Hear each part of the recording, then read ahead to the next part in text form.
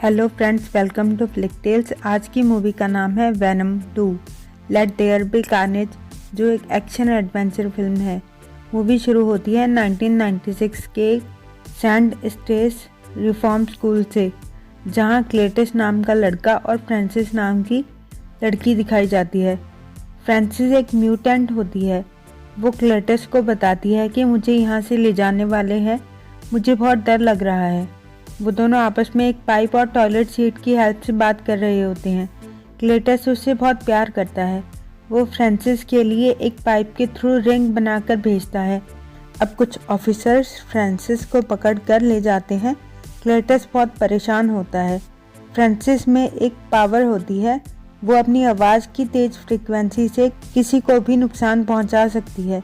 अब रास्ते में वो अपनी आवाज़ से पुलिस ऑफिसर पी मलिगन को अटैक करती है। ऑफिसर के कान से खून निकलने लगता है और खुद को बचाने के लिए वो फ्रांसिस पर गोली चलाता है। गोली उसकी आंख पर लगती है और वो गाड़ी से नीचे गिर जाती है। ऑफिसर को लगता है कि वो मर गई, पर वो जिंदा होती है।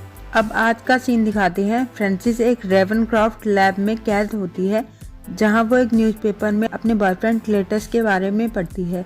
क्लेटस असल में एक सीरियल किलर होता है, जिसके खिलाफ पुलिस सबूत ढूंढ रही होती है ताकि वो उसे सजाए मौत सुना सके।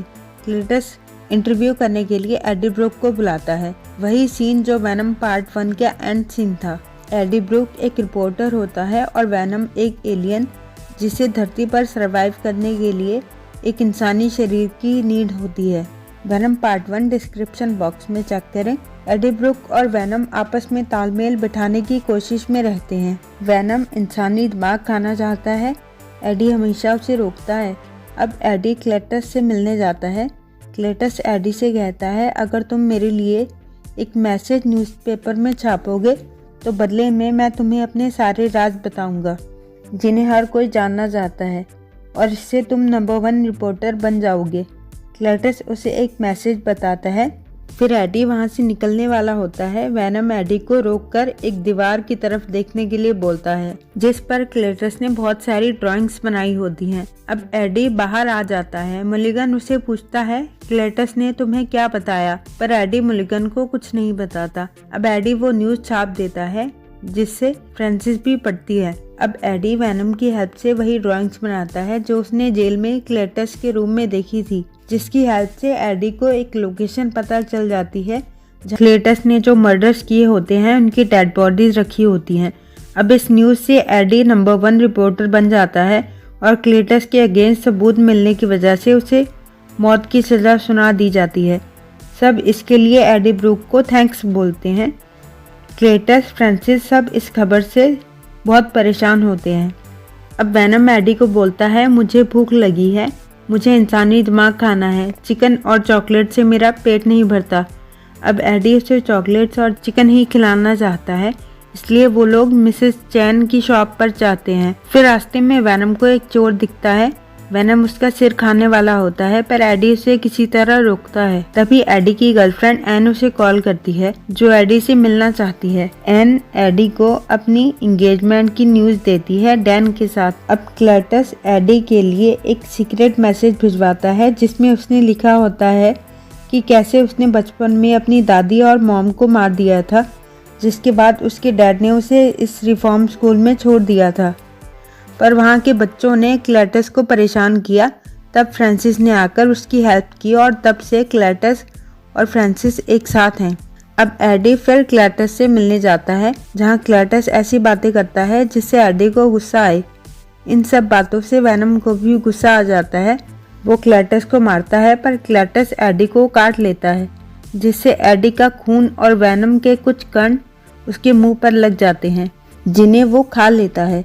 एडी घर जाकर वेनम पर नाराज होता है कि उसने ऐसा क्यों किया। उन दोनों में लड़ाई होती है। वेनम एडी के घर का सारा सामान तोड़ देता है, उसकी बाइक भी, और वो एडी की बॉडी से निकलकर दूसरी बॉडी में चला जाता है। फिर वो कई शरीर बदलता है। इन सब के चलते वो एक फैंसी ड्रेस पार्टी में भी चला जाता है, जहाँ लोगों को लगता है कि किसी ने ऐसे कॉस्ट्यूम पहने हैं। सब उसे बहुत पसंद करते हैं। दूसरी तरफ क्लेटस को मारने के लिए जब इंजेक्शन दिए जाते हैं वो उसकी ब्लड के साथ रिएक्ट कर जाते हैं क्योंकि उसने वैनम का खून पिया था। अब क्लैटस के अंदर भी एक एलियन जन्म लेता है, कार्नेज।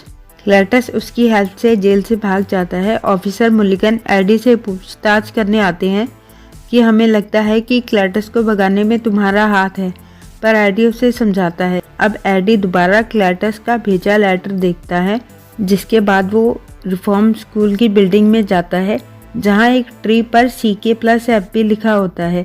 फिर ऑफिसर मुलिगन बताते हैं कि FP का मतलब फ्रांसिस से है, पर उसे तो मैंने खुद शूट किया था, वो जिंदा नहीं हो सकती। अब एडी को समझ आता है कि क्लैटस जरूर फ्रांसिस से मिलने जाएगा। अब कार्नेज क्लैटस से कहता है हम वैनम को मार देंगे क्योंकि उसकी वजह से ही मेरा जन्म हुआ है और फिर हमें रोकने वाला कोई नहीं होगा, हम हमेशा ताकतवर रहेंगे। पर क्लैटस कहता है उससे पहले मैं अपनी गर्लफ्रेंड फ्रांसिस को ढूंढना चाहता हूँ।